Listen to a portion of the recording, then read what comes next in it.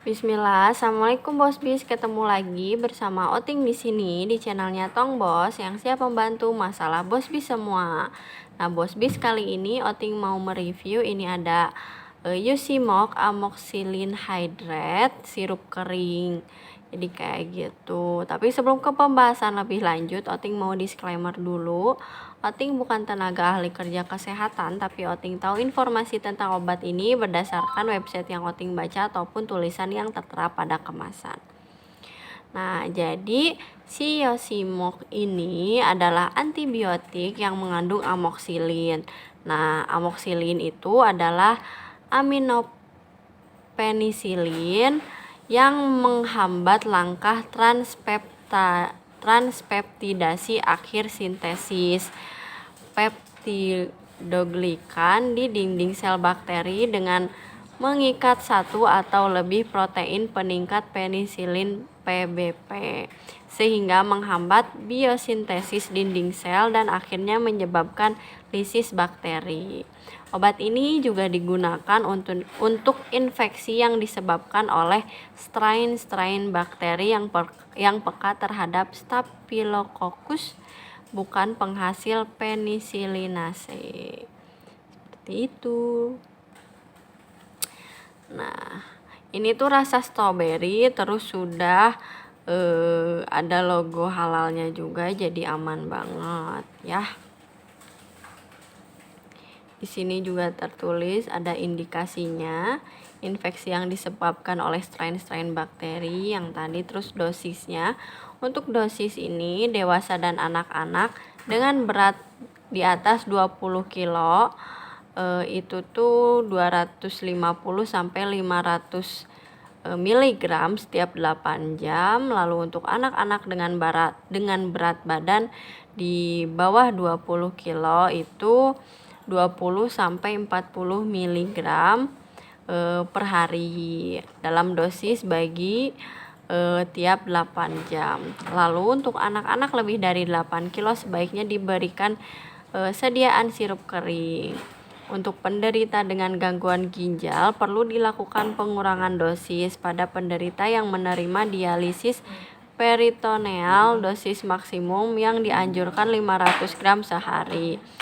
Gonokus uretiris amoxicillin 3 gram sebagai dosis tunggal. Nah, kayak gitu. Terus di sini juga harus disimpan di bawah suhu 30 derajat Celcius dalam wadah tertutup rapat dan hindarkan dari cahaya matahari dan jangkauan anak-anak. Nah, untuk efek sampingnya di sini tertulis reaksi kepekaan seperti erythematous. Terus reaksi kepekaan yang serius dan fatal adalah anafilaksis, terutama terjadi pada penderita yang hipersensitif terhadap penisilin, gangguan saluran pencernaan seperti mual, muntah, diare. Reaksi hematologikal biasanya bersifat reversible kayak gitu. Di sini juga tertulis hati-hati pada pemberian obat ini terhadap penderita leukemia karena kepekaan terhadap ras kulit yang disebabkan oleh ampicillin. Terus dapat menyebabkan terjadinya kolitis yang berat. Lalu sebelum pengobatan dengan amoxicillin harus dilakukan pemeriksaan reaksi kepekaan terhadap penisilin. Amoxicillin juga harus digunakan dengan hati-hati pada wanita hamil dan menyusui. Pengobatan dengan amoxicillin dalam jangka panjang dalam waktu lama harus disertai dengan pemeriksaan terhadap fungsi ginjal, hati, dan darah. Ini juga dapat menimbulkan susperinfeksi yang biasanya penyebabnya itu kayak kandida gitu. Terus bila terjadi hal tersebut, hentikan pengobatan dan berikan alternatif lain. Lalu untuk penderita dengan gagal fungsi ginjal, monitor tingkat plasma dan urin harus dilakukan penyesuaian dosis. Terus jangan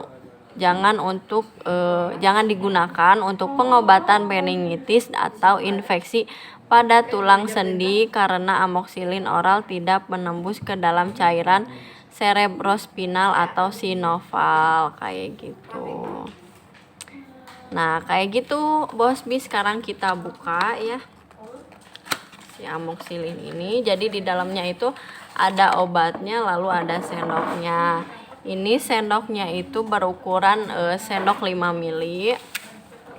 Lalu untuk amoxicillinnya ini tuh berbentuk kering. Jadi Bos Bis semua harus isi full amoxicillin ini tuh dengan air sampai si panah putih ini segini.